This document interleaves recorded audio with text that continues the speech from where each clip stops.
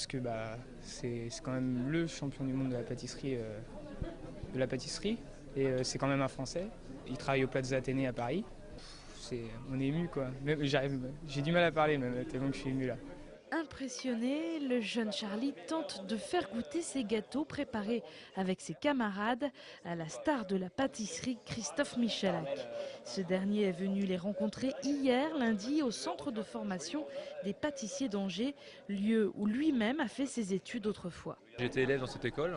Il y a 17 ans, quelqu'un m'a fait rêver et je me devais, enfin en tout cas mon rêve au jour d'aujourd'hui, c'était de faire rêver les jeunes et je me devais d'être là, bien évidemment, 17 ans après. Alors effectivement, ça me fait un petit coup de blues. Parce qu'il y a l'éclair cerise 40 bars, donc une invention qu'on a fait pour vous.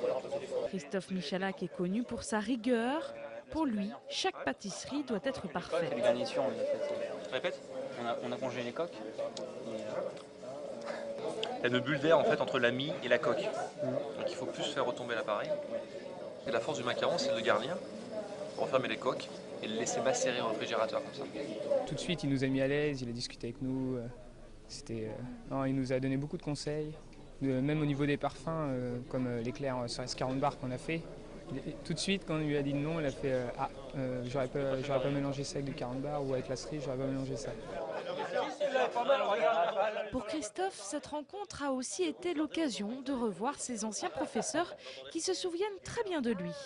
C'était un battant, très fort.